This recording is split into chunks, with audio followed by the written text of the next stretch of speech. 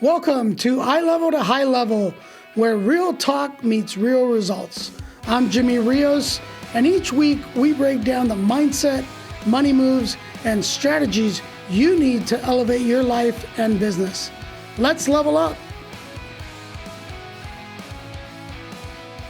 Welcome to the Eye Level to High Level podcast. My name is Jimmy Rios. Thank you for tuning in. Today's an exciting day. For those that don't know me, I have been doing this world of financing and helping people for over 20 years. And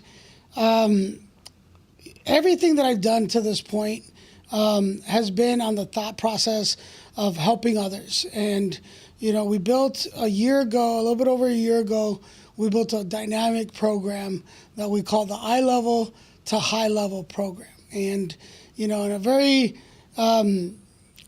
simple way, is we wanted to take away the burden of debt and anxiety and fears from individuals and help them elevate their lives in different ways through our blueprint for success.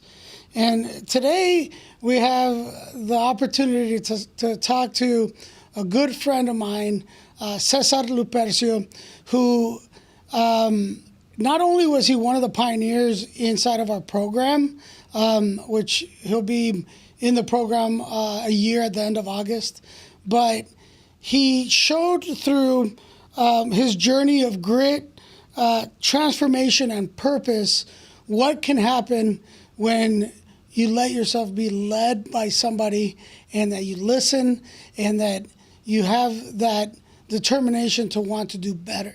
And, you know, I could talk about it all day. I mean, it pulls my heartstrings because it's such a beautiful story. But today we're going to listen and hear it from him. And he's going to tell us how this occurred, a little bit of his backstory. And Cesar, thank you for being a friend. Thank you for trusting in Rios Business Advisors in helping you through this journey. But tell us a little bit about who you are, and really, as we dive into this journey, what was that mindset that got you where you're at now? Let's talk about it a little bit. Tell us a little bit about who you are. Well, my name is Cesar Lupercio, here in the United States, Cesar Lupercio. And it's, first of all, a blessing to be here, Jimmy. I want to thank God, first of all, because, you know, without him, I always put him in first. I believe that God is the one that always puts people in your way for a reason. But I'm really excited, also nervous at the same time, because this is my first podcast. So, you know, if you see me swerve away, let me know. Be at home, relax. And this is great. It's just exciting, and I'm blessed and honored to be here. Right now, I'd be at a 9-to-5 job, but look, the freedom I have now, I'm able to just enjoy and do things like this, you know. So let's talk about that a little bit. A year ago, well, it'll be a year in August, right? So take us back to a time in your life, right? Last August. What were you doing? What was happening in your life? And tell a little bit about how we came about. How did we meet, right? Right. Yeah, that's, you know, I got this little journal here because in reality, I wanted to forget my past. You know, I've been wanting to erase my past because it's just been so stressful, you know, a working dad. I have 3 kids and my wife. So it's just since August, I was working at a debt relief company, right? Prior to, I have a little timeline that I could show. 2005 to 2008, I lived in California. So I grew up in Orange County, Westminster. And back in those days, the mortgage industry was what I wanted to get into because I wanted to learn, you know. So I just came from a immigrant family who basically just worked. We never knew anything about finance. You know, I went to school. But at the same time, from 2005, not to get too lost in the story, 2005 to 2008, I was working in the subprime mortgage industry. Well, the mortgage industry. Right. I didn't know it was subprime till after the collapse, because what happened was, if everybody's aware, in 2008, they were handing out loans that anybody could qualify for. And eventually, from 2005 to 2008, I was laid off. I was called to the fourth floor, and they said, you know what, this is it. And my kid had just been born. Wow. So I'm like, geez, what am I going to do? Right. Yeah. So from 2005 to 2008, I was there. 2011, we actually moved to Arizona because the cost of living in California was outrageous. We just kept jumping from apartment. They'd increase our rent, apartment, you know, and financially I was doing well, thank God, in the mortgage industry. But after that's done, I have to scramble to go to a customer service job and, you know, and just get 2 jobs actually, because my son being born now, someone had to take care of him. Who was going to take care of him? We had nobody, right? So my mother worked, my father worked. So my wife had to actually get out to take care of the kid, and I had to do 2 jobs, 12-hour days. So that, and then I worked in insurance tracking for Bank of America. I have to pull my little timeline here, but that was, you know, they would do forced place insurance on the homes if, you know, if the borrower didn't provide proof of insurance. So I lasted there from 2013 to 15. I learned a lot about how insurance works in the mortgage industry. I learned about the lingo, because it's hard, you know. If you don't know the lingo and you want to buy your first home, it's pretty scary. Right. So from 2015 to 22, I worked at am I allowed to say the company's name or no? No, it was you a can mortgage. just say like what kind of industry. It's the mortgage industry, but I was very fortunate because I was doing very well. Now, you know? were you already here? I was here. Okay. So you guys moved. So you guys moved here. When did you move to Maricopa? 2013. Okay. Right, 2013. So you've been in Maricopa for a while. For those that don't know, Maricopa is another town outside of Chandler, Arizona, about 35 minutes away. It's an up-and-coming town, but it still has that town feel. So it doesn't, if you're from LA, or, you know, a lot of people that transplant, you know, coming to a place like Maricopa where you don't know anyone, right? It's tough, because even for me, I have 4 years in Maricopa, but I was used to living in Chandler, and where there was a lot of things, and all of a sudden you have this new life in a new town. You don't really know anyone, so there's an adjustment period. How was that adjustment period for you?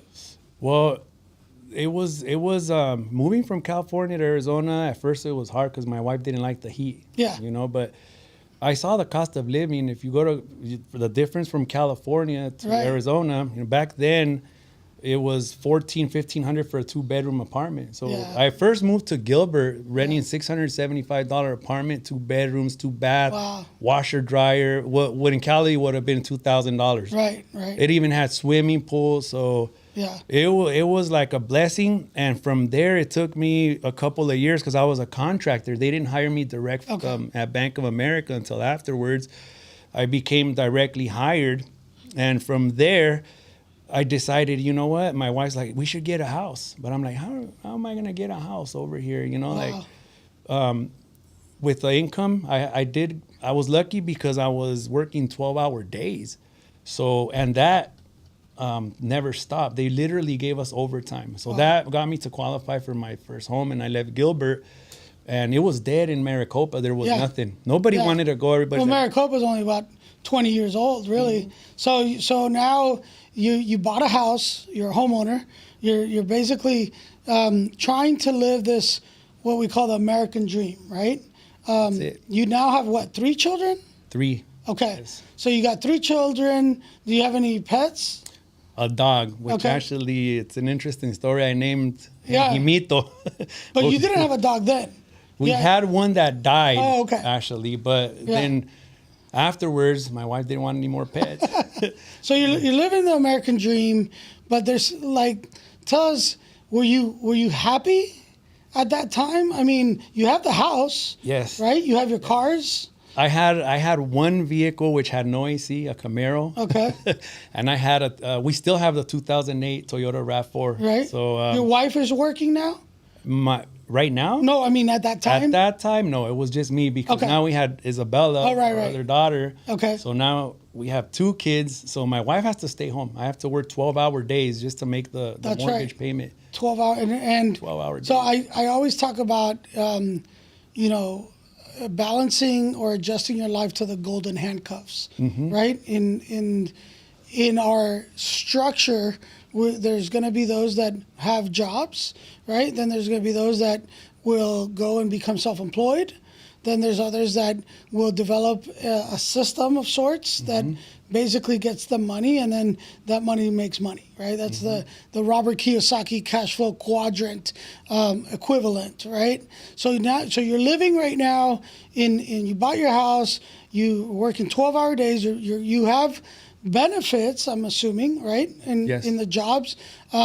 This is where you met Jim Ross, right? Jim Ross is an old friend of mine from back in the high school days.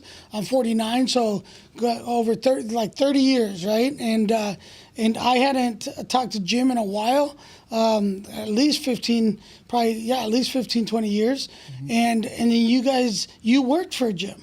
Yes. Right. And I have the timeline here. Remember, I have to remember 2015 to 22. That was one of the most fantastic times for me because I was financially blessed. Right. You know, we were doing very well. Yeah. And that company, they treated me like an adult. You know, I didn't feel micromanaged, you know, where as long as we did our work, they really took care of us. So I worked with him, and, you know, it's odd because he always told me, I was there for 7 years before, unfortunately, the rates started climbing. Yeah. So what happens with the mortgage industry, the rates start going up, and nobody wants to refinance. Nobody wants to buy a house at a higher rate. So unfortunately, they had to do, and this was not only Fairway, other mortgage companies started doing layoffs. Yeah.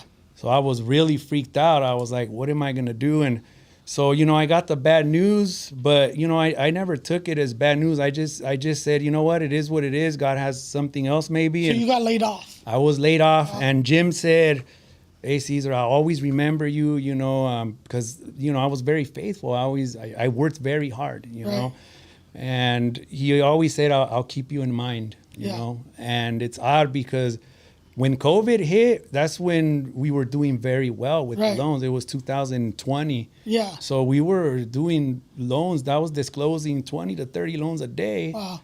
And I was a hermit, though, because of COVID, you couldn't get out. Yeah. You know, you really couldn't get out of the home. So I was just stuck there, and, you know, it was hard, you know, having funds, but not being able to go out. Right. You know, so and basically, he always said he'd keep me in mind. And long story short, years later, after I left Quick Loan Fund, not Quick Loan, that was prior, in 2007, the Fairway Independent Mortgage, I didn't know what else to do. I'm like, goodness. And I had trusted getting out of the insurance Bank of America job. I said, my friend was like, you want to come over to work at the mortgage? I already had a bad taste because of 2008. Right. So I really didn't want to go in, and I went in it, but it was a blessing. I didn't know it was a blessing in disguise because, long story short, he basically kept me in mind. I kept going from call center to call center because being bilingual, I could get a job at any call center. Sure. You know, because with my work ethics. Right. But he said, I'll keep you in mind. And one day I was working at a debt relief company, and I received a text, you know, and I was still like working as much as I could. And it's just me, one income though. There's another story behind it with my wife, but, you know, and he texted me, and he's like, hey, I have a guy that's out there in Maricopa. Maybe you might be interested in talking to him. Right. And I was like, sure, I could. I remember going to lunch with Jim, and I hadn't seen him in a while. And we were catching up, and we were talking about Maricopa, and he's like, yeah, you need to talk to my friend, and he mentioned your name. And so I'm always about helping people, and I didn't know your situation, and he didn't really know your situation, right? So it was just more out of curiosity, right? I have somebody local in Maricopa that knows somebody. Hey, let's befriend each other and see, you know, what's going on, if there's anything I can do to help. And at that time, right, a year ago, we got together at my house, and we started talking about things. And, you know, there's something about how God works in mysterious ways and starts lining different things up. Now, to put things in context, I had just started this program. I've been in this business for 20 some years, but this program, High Level to High Level, just started, basically April, and we didn't really start funding and doing the things we're doing until about July. So here we were, and you took it upon yourself to tell me your story, right? And it was very impactful. And give us a little bit of depth, right? So go backwards to August of last year and give us, and you can tell us as much or as little as you want about that situation at that time. Yeah. Because for me to find a solution to a problem, I need you to be vulnerable and tell me what's really going on, right? Mm-hmm. And you opened up, right? Tell us a little bit about that. What was going on? So when I texted you, you didn't talk to me about program. No. It was basically you. I remember you're like, hey, Cesar, how are you? How's it going? Well, this is my number. And you said, I needed help with picking up your car at a mechanic a little further down Maricopa. Yes. And I was like, sure, I'm available. What's up? I always want to help. Sure. So I said, yeah, let's go. And it was you and your wife. Yeah. And on the way back, I remember you're like, hey, Cesar, so how you doing? Like, what do you do for a living? I'm like, I'm working at a debt relief company. It's rewarding because I really enjoy helping people. That's my thing. If I could help someone, that's satisfying to me. Yeah. So for me, helping the Hispanic community, and English is my second language. So helping the Hispanic community, a lot of them are lost. They're lost when it comes to technology, when it comes to debt. They're all scared, So for me, it was rewarding to be able to guide them and let them know, hey, there's a way you're going to get out of the debt. But that was just like, I learned the mortgage and then I learned the debt. And I started telling you about, what I do. And I was actually thinking, I'm like, man, maybe I ought to do like my own little side consulting with La Raza, with Hispanics, mm-hmm. Latins that speak Spanish and don't know and that need help. Yeah. And that's when I opened up to you. But you were helping people. Ironically, though, you were going through your own fire, yes. right, in your own household. Tell us what was going on at that time, because there were some things there that were out of your control. Mm-hmm. What was that like? It was hard because, and I was working there, but there came a point where my wife was laid off. Okay. Right, but before she was laid off, and everybody knows it, she worked at the 99 cents only store. She was one of the supervisors there, and right before she was laid off, she started getting sick. So I took her to the emergency room, and they said it's a post-COVID. Okay. So I thought, okay, it'll go away in 2 weeks, sure. And she'll be fine. But yeah, that sure didn't happen that way. And we were just healthy, active, working. I was still, So now she's not working, and I remember she was almost bedridden, right? She was having a real hard time even just getting out of bed. It got bad. So you had to start now working, taking care of the house. You had to help her. My son had to get a job. Right. You're my 18-year-old. Yeah, your 18-year-old now he's 18. Get a job.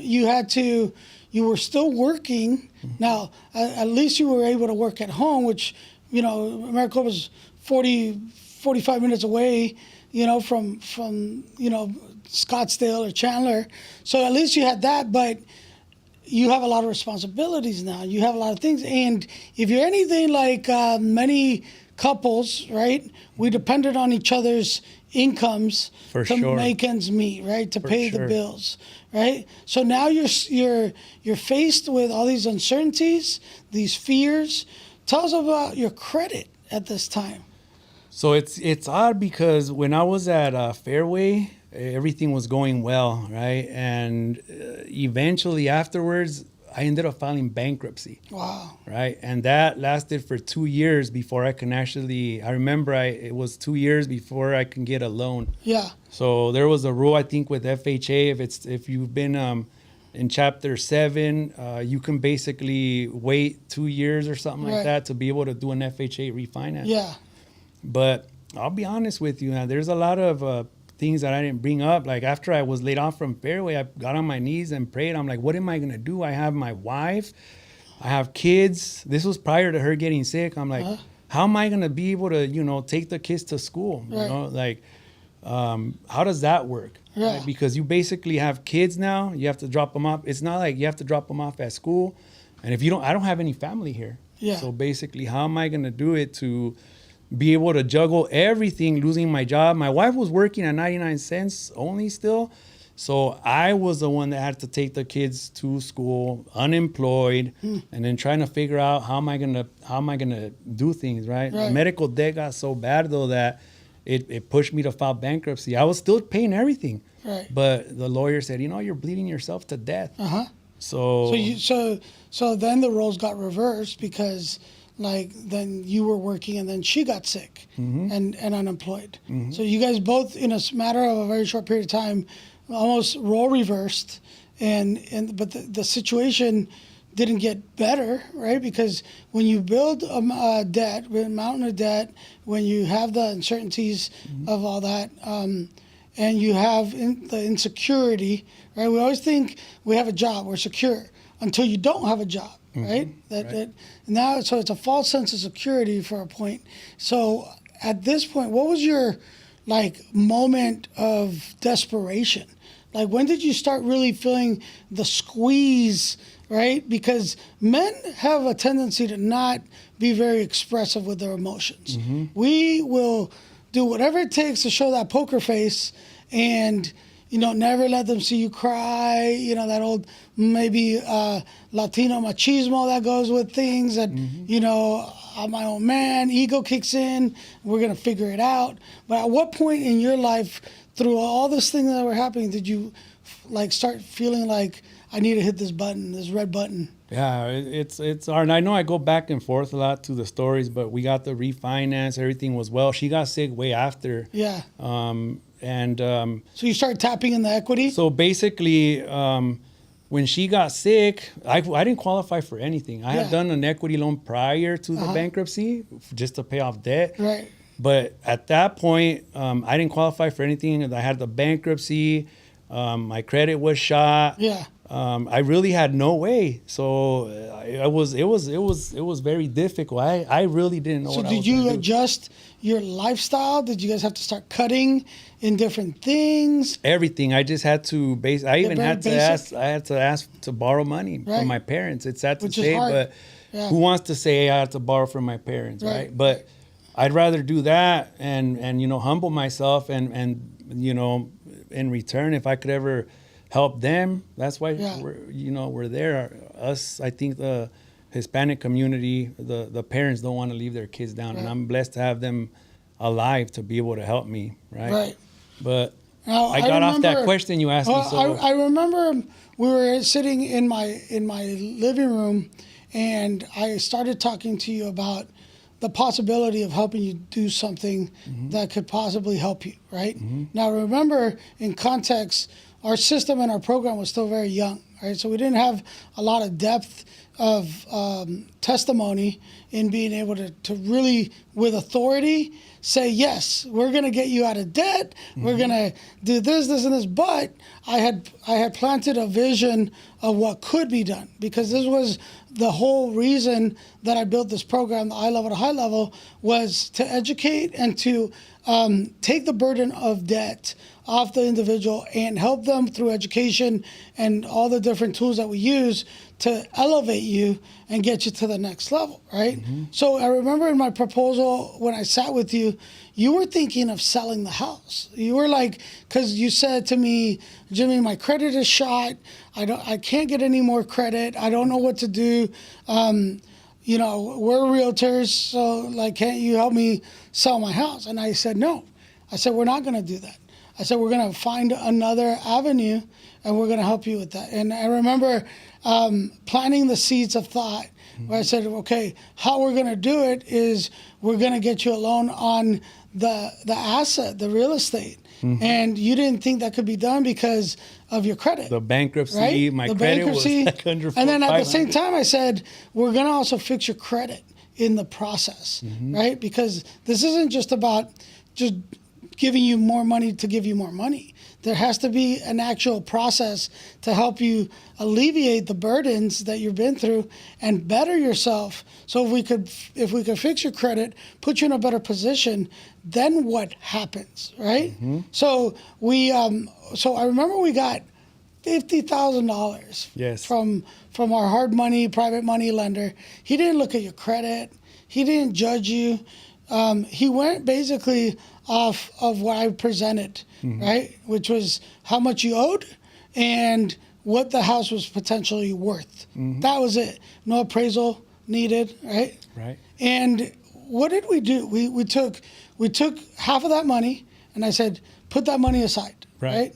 And I said, we're going to take this $25,000 and we're going to put it in our platform, our investment platform, and we're going to help you every month. You're going to make the payments through this on your loan. We're going to supplement your income or your wife's income because you were still working. Yes. You were still working. And the eventual goal was that we were going to 10x. In other words, we're going to take you from 25,000 to 250,000, right? Now, that time frame can change, right? Because there's a lot of variables that go into compounding interest and into doing the things that we're doing, right? Right. But through the time frame, right, in every month in and month out, we were touching base. We were helping you with all these different things that were happening in your life. Give us just a snapshot of what was your feelings at that moment when we first started? Because this is a new program. You barely know me, right? What were some of the things that were going through your head at that time? What would you think? Like what you said, I was about to sell my home because I'm like, okay, if I sell the home, I know it has equity. Right. I can pocket easily a few $100,000 and go to Mexico and pay off a house. But now I got to leave my kids, get them out of school and change them and take them to a country they've never been. They had been there but not lived, so it's not the same.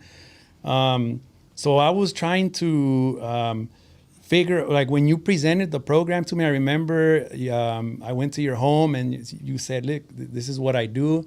And I had heard a lot about the 10X and investments, and I know a little bit about investments, but I knew mortgage, but still, like, I knew I had a dream. I've always wanted to be an entrepreneur. I wanted to be a real estate investor. I had that dream. Yeah. And I'm going back to what I wanted to really do when I got that. I refinanced my house after the bankruptcy. Remember we spoke about? Right. After that bankruptcy, my goal was to refi the house. I qualified. I got luckily the rates were low. This was before I got laid off from Fairway, right? Right. When the rates were like 2 or 3%. Yeah. Luckily, I was able to get $127,000. So I had that in my bank sitting, but COVID was there. My passport was expired. So you wanted to get into real estate investing. You had some money, but because of all these variables, you couldn't. I couldn't. I was stuck. I was like. So what'd you do with the money? My wife, I'm like, what do we do? Because you're already making payments. You know what the normal person would have done is probably gone out and spend it on other stuff. My wife said, let's put it in the house. Okay. Because it had rug and she didn't like rug. So you remodeled it. We remodeled it. We put it back in the home. Yeah. But I was stuck. But you still had 2 payments, right? Or 1 payment? One now because I got the credit union. Right. I paid it off with that. Okay. And so I was comfortable, but I was sad because... remember, this was all prior to my wife's situation. Right. It was sad because my dream of having, I just said, if I can just get 2 condos, they were around $60,000 in Puerto Vallarta, and her brother lives there, so that's how I got the idea. Yeah. My sister-in-law and my compadre actually invited me to Puerto Vallarta, and we stayed at a place. I'm like, who owns this place? And he's like, some people in USA. I'm like, that's a great idea. Maybe I had to do that. So when I got the idea, though, the doors were closed. I couldn't do it.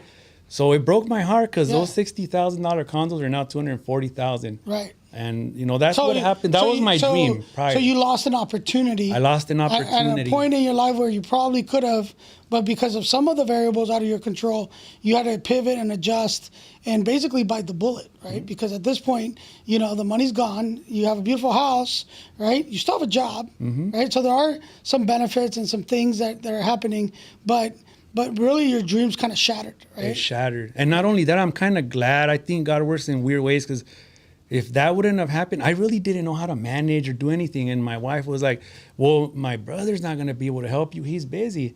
So I kind of felt alone, you know. Yeah. I was like, what am I gonna do? Like I had the dream, but it was also like, if it happened, then how are we gonna? There's a lot I don't know about how to manage properties or any of that. There's a lot of variables. So the show, the program's called Eye Level to High Level. This show, we wanted to focus on the journey of grit, transformation, and purpose. You're hearing a little bit of this story, but you're going to have to come back and tune into our next show because, you know, we're running out of time. It's a lot of going back and so forth. So we're gonna do number 2, and we're gonna continue this because you got to hear what happens. It's amazing. I'll hopefully be less nervous. I'm camera. What is it? Camera shy. So, but you know, I hope I wasn't jumping all over the place. But good. hopefully, we'll line it for everything to make sense. Because I want it to come across to help others. That's it. Right. That's all I'm trying to do is just let my story be heard, and God willing, it helps someone else that's been in the same hole. Well, that's what we're going to do. We're going to come back and we're going to tell the rest of the story. Thanks for tuning in to Eye Level to High Level.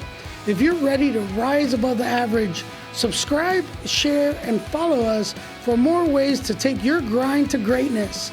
Until next time, keep pushing higher.